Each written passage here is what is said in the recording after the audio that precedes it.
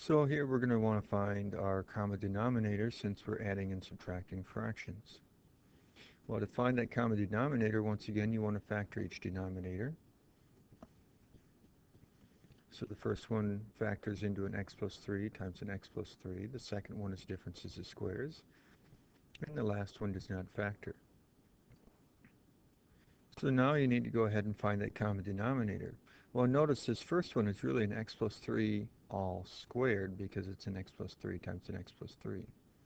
So when you go ahead and look at the things that are um, over here, you have your x plus 3, you have your x minus 3, but remember if you have a choice in exponents here, you have an x plus 3 to the first. Here, this is really an x plus 3 to the second. You always want to choose the higher exponent, so that's our common denominator. So now, you got to go ahead and say, okay, what do I have to multiply the first fraction by to get that? Well, here in our first one, we don't have our x minus 3, so we're going to multiply the bottom by an x minus 3, so therefore you're going to multiply the top by an x minus 3. We need our x plus 3 squared here, so that means we need another x plus 3 in the bottom, so we multiply that to the top, because remember, you can only multiply by special forms of 1. So now you got to multiply the bottom here by your x plus 3 all squared, and you got to multiply the top. So we have our common denominator.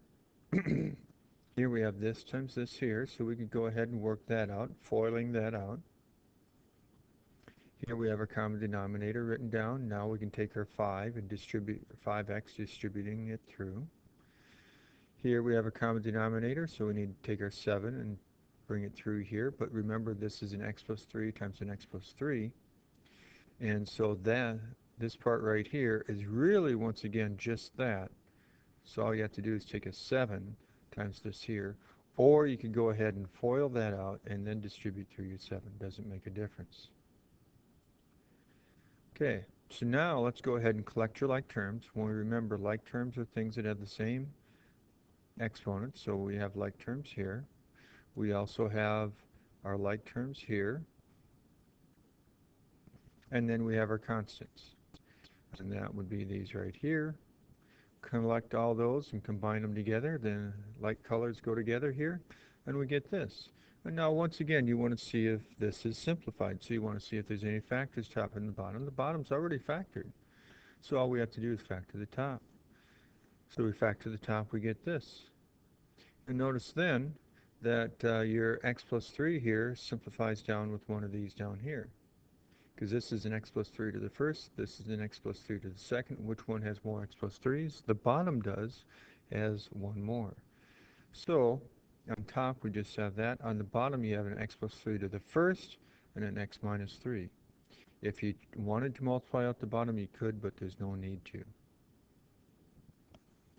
Now, a lot of you on this problem here would be tempted to take this negative exponent, move it to the top, that negative exponent, move it to the bottom, and the same with these over here.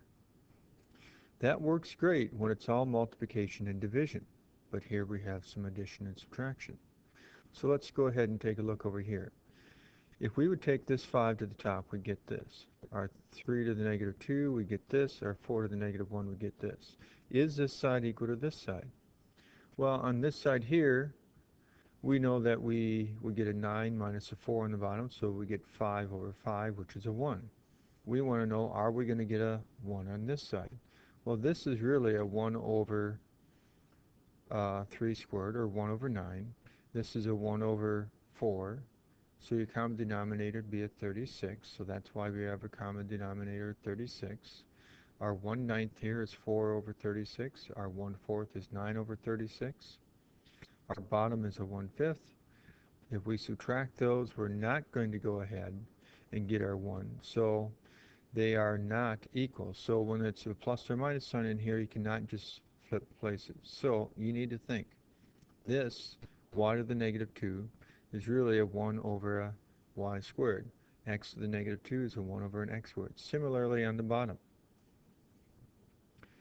Well, the easiest way to do this problem is to find your LCD, the least common denominator of the whole top and the bottom. So you look at all your denominators. Try to find your least common denominator of all of them.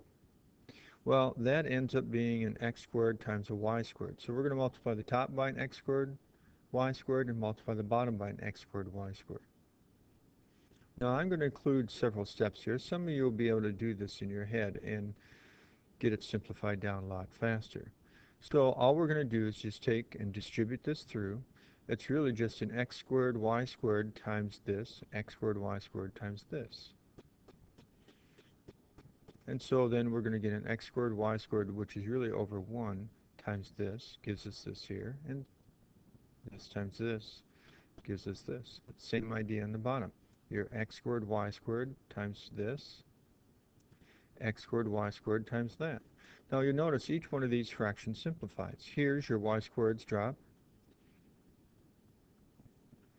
I'm not quite sure why I had this listed twice. But you'll see here that your y squareds drop. Here your x squareds drop. Here your x squareds drop. Here your y squareds drop. And so it simplifies quite nicely. So the only thing you're left with on top is an x squared minus your y squared. Bottom is an x squared plus a y squared. At this point, you're not able to cross out the x squared because once again, it's not an x squared times the whole top and an x squared times the whole bottom. Similarly with the y squareds. Yes, the top is differences of squares and it does factor, but I didn't bother factoring it because the bottom is sum of squares and that doesn't factor, so if the bottom doesn't factor, why factor the top? Okay, let's go ahead and take a look at this one here. Now, let's take a look at this. If you had to subtract this, most of you know that your common denominator would be 45. Well, if I would rewrite this as a 5 plus 4 minus a 1 over a 5, well, it's still really a 9 here and a 5, so your common denominator would still be the first one times the second one. So your common denominator is still 45. That idea follows us through up here.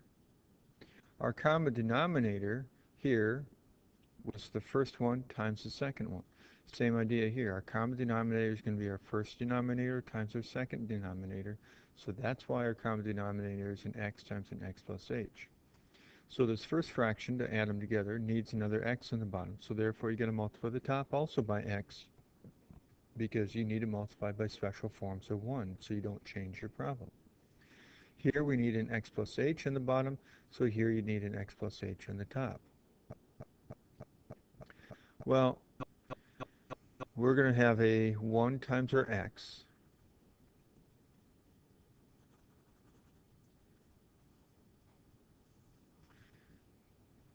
minus our 1 times all this